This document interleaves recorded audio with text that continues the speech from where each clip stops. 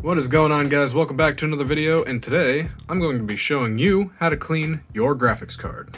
Alright, so the first thing that we're going to do is use our air duster here, blow our graphics card free of all this dust that has accumulated over all these years.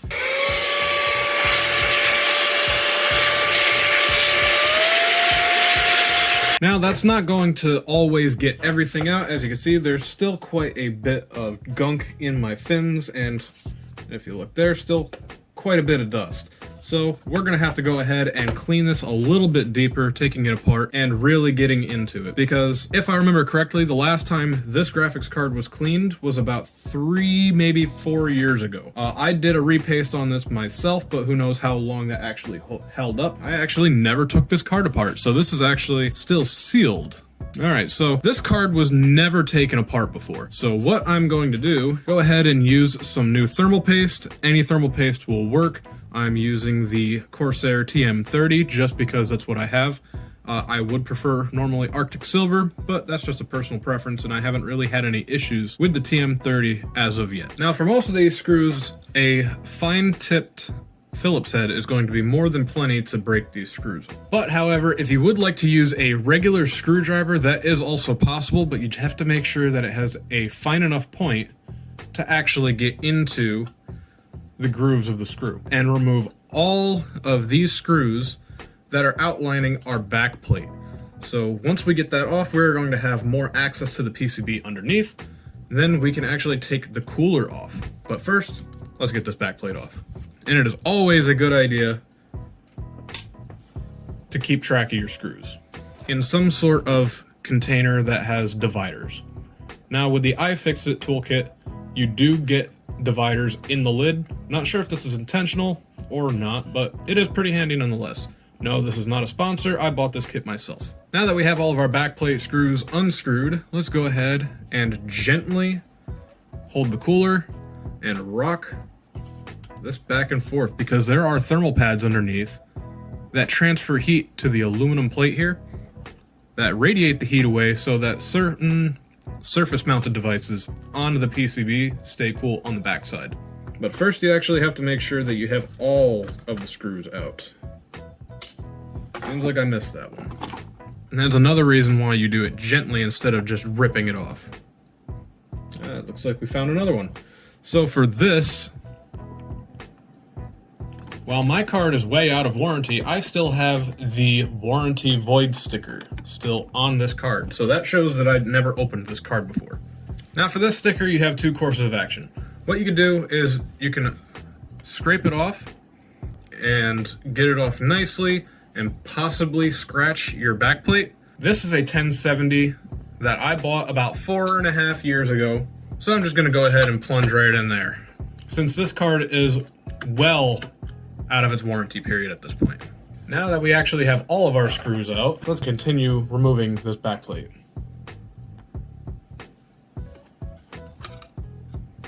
And just like that, no problem.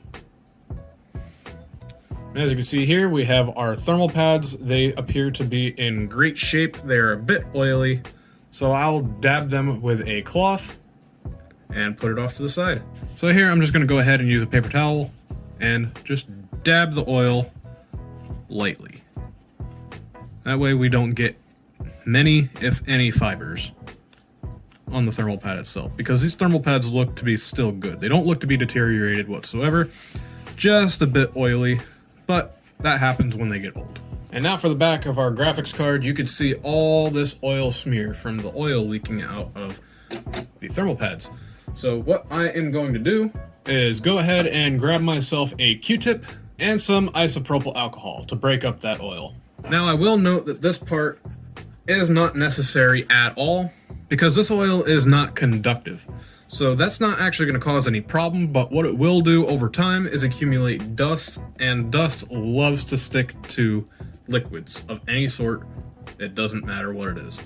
So I'm just with my alcohol covered Q-tip and clean up all this oil. Super, super gentle with these surface mounted devices. That's why I'm using a Q-tip, and I'm not applying a lot of pressure.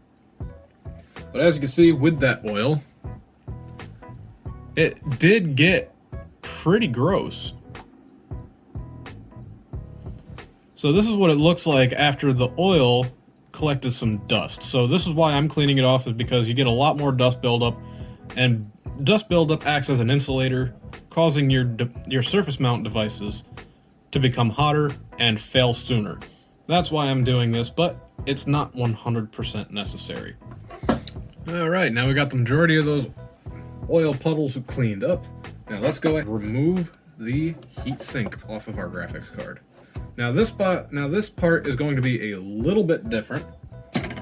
You actually have to do this in a very particular pattern. So as you can see, we have our 4 main retention screws, and we normally want to go in that order that I just showed here. And then we also have some other supporting screws that hold the cooler to the PCB. So we have 3 of those, 1, 2, and 3. And then once we get those 3 off, then we can get our retaining screws off for the cooler. Now we have our 4 main retention screws. Now these have a spring under them that apply constant pressure to hold the cooler as snug as possible to the die of our graphics card. We want to unscrew those in a very particular order. Now we want to unscrew these screws in a very particular pattern that is going to allow even pressure to be released so we don't destroy our graphics card or crack our die. We want to go from one screw diagonally to the other, then go to the next screw, and then diagonally from that one. But it has to be done in that crisscross pattern to keep even tension to not break our graphics card. And then you want to just break them loose at first. So just a little bit. And now we have that pressure released off of our die. So now we can safely take off the rest of these screws, but continuing in that pattern and little by little until our card is ready to be separated. All right, now that we got our 4 screws removed for the tension, we can go ahead and turn the card around. And what we need to do now, before we can remove the cooler from the PCB, is we need to disconnect some wires. We have a few connectors that take care of the fans and the lights. I don't know how well you will be able to see this on camera, but there is one connector right here, and I believe this is for just this LED here. Actually, looking back at it, it looks more like RGB for the entire card. So somewhere in there is a fan header. And there it is. So we're gonna go ahead and unplug those before we try to separate our card. All right, so let's go ahead and disconnect our 2 connectors and then try to separate our card. Now we do have these headers that we have to contend with, and you have to be very careful because you can just rip these straight off the PCB by accident. But what you gotta do is you got these little knobs here on the side of the connector that you can use your fingernail to really grab onto like this and just gently rock it back and forth until it pops out. Now that's the way you're going to be able to do it without destroying your header or destroying your wire.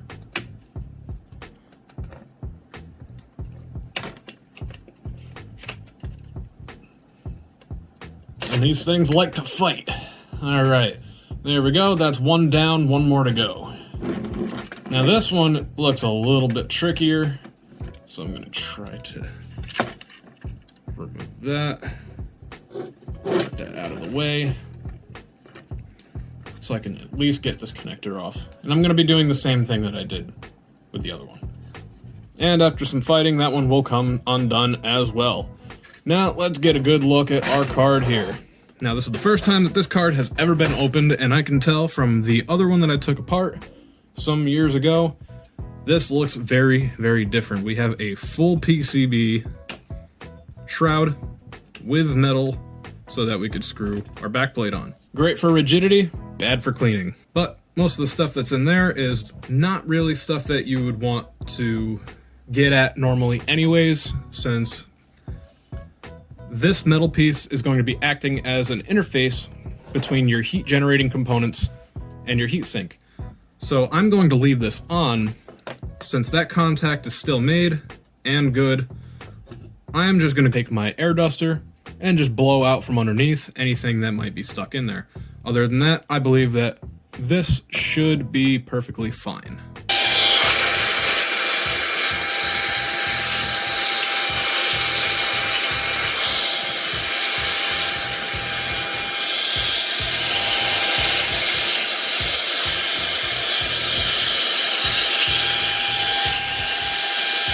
And since there are no surface mounted devices on this metal, I'm going to just use some paper towel with some isopropyl alcohol dabbed on it.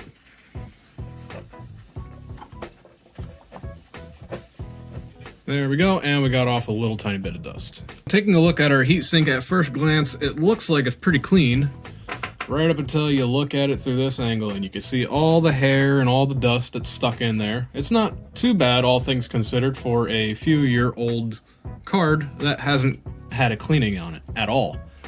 So this does look pretty good, but what I'm going to do is I'm going to reverse the flow that it normally experiences to knock that dust loose. Because it's used to being pushed in this way, it's not used to being pushed that way, so it should come out. It won't all come out, but a good majority of it will, and the rest of it you can just clean up with a rag like on the fins. I'm not going to take this apart, since that is a lot of work for very, very little in return, so I'm just going to blow the air in the opposite direction that it normally goes through.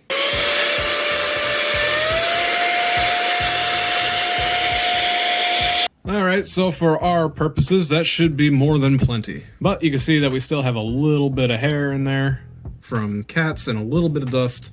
So I'm just going to ruffle it up with a Q-tip. That way we're breaking up the bond between the dust, grease, and hair and the heatsink, and should make it a bit easier to just knock it out with the duster. As you can see, that is absolutely filthy. And just with that, my Q-tip came back about 4 times bigger, so it picked up a lot of the dust without even having to blow it out yet. But I'm still going to go ahead and hit it with some more air.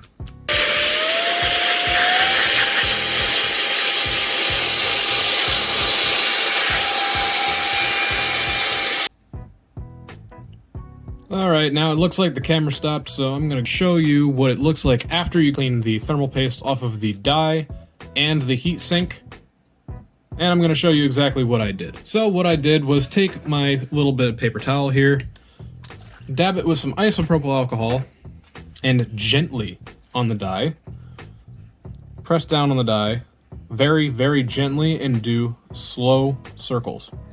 It doesn't really have to be super slow, but the key is to be gentle, because you do not want to damage this part. This is what your graphics card actually is, and the rest of this basically just makes this work. So with your isopropyl alcohol and your paper towel, just press gently and do small circles. The isopropyl alcohol will break up the grease in the thermal compound and allow it to be absorbed into the rag. As you can see here on this side, it absorbs pretty easily once broken down. And the same thing on the heatsink here. But with this, you could be a little bit more aggressive and go ahead and work right into the grains of that machined aluminum. Even after cleaning it, I was still able to get a bit more. Now this is the most important step. You want to get your die as clean as possible. So you don't want any finger oils, you don't want any lint from your rag. So what I'm going to do is get a little bit more isopropyl alcohol on my rag. Get it so that we have a wet edge, and in one motion, wipe the die firmly but gently. And now we have a super clean die. And now for our final step before reassembly is to apply our thermal paste. Now with the thermal paste that I have chosen here, it is non-conductive, so if you use too much, it's not bad, but it does get messy. So I'm going to show you what I would assume is the correct size for a bit of thermal paste for this size die.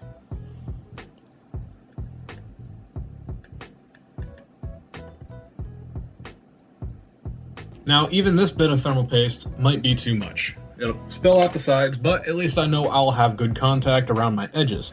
And you can even see from the factory, they also themselves do a little bit of overfill, so that way they make sure that they have good contact. And now it is just the reverse of disassembly. So we grab our heatsink and throw her back on here, while being very careful to make sure that everything is lining up.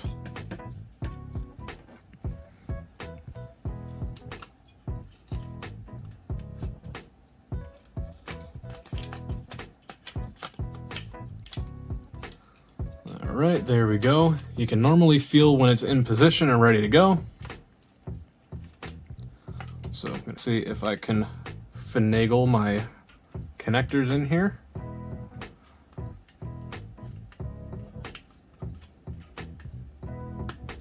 There's our fans.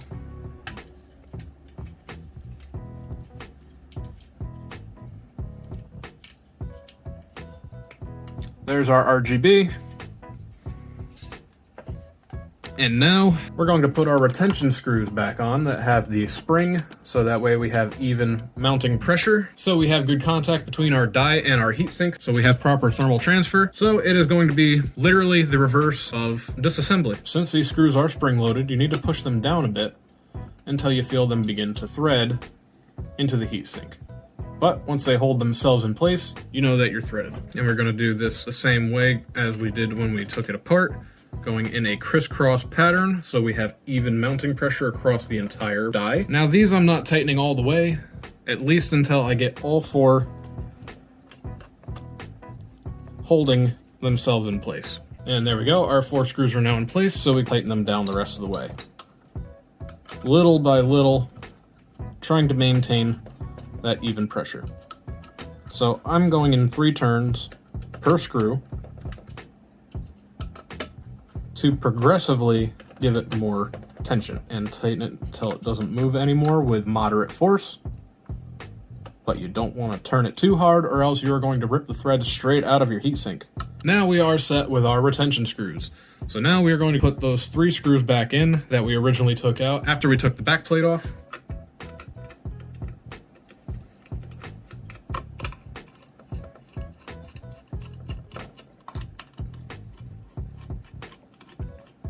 Now our back plate can go back on.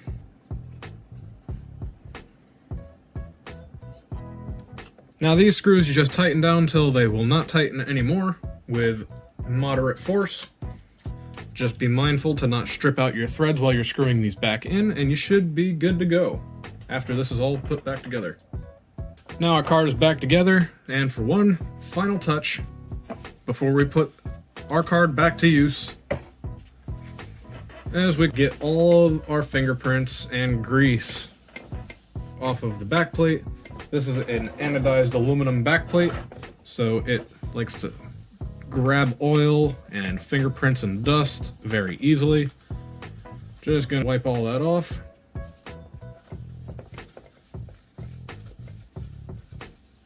And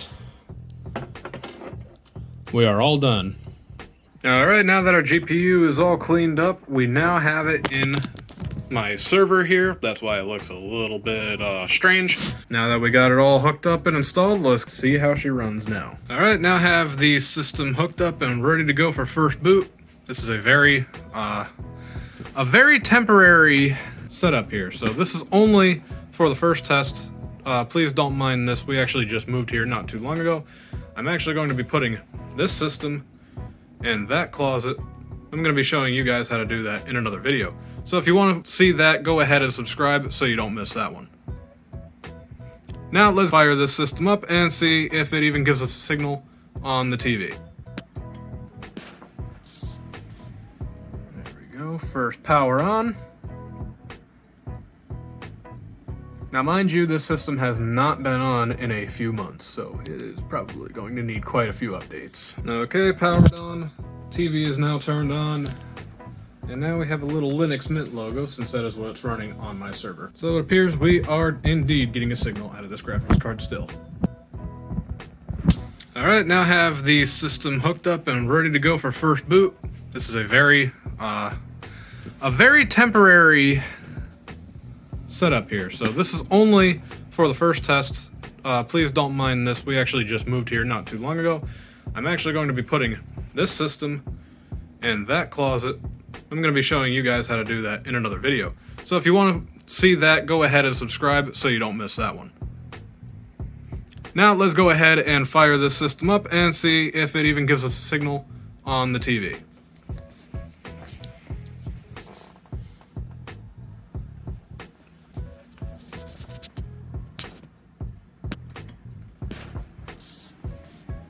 There we go, first power on.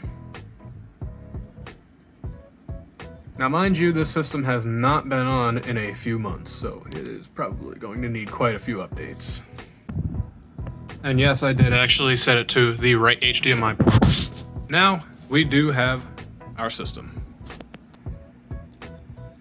It appears to be stuck on the Linux Mint logo. I think I might have fried this OS for a while, and I think that's why I haven't been using it. Nope, just looks like it needed quite a bit of time. Alright, looks like we're ready to go. Alright, so we are now remoted into my server. So let's go ahead and see what we can load up on this graphics card.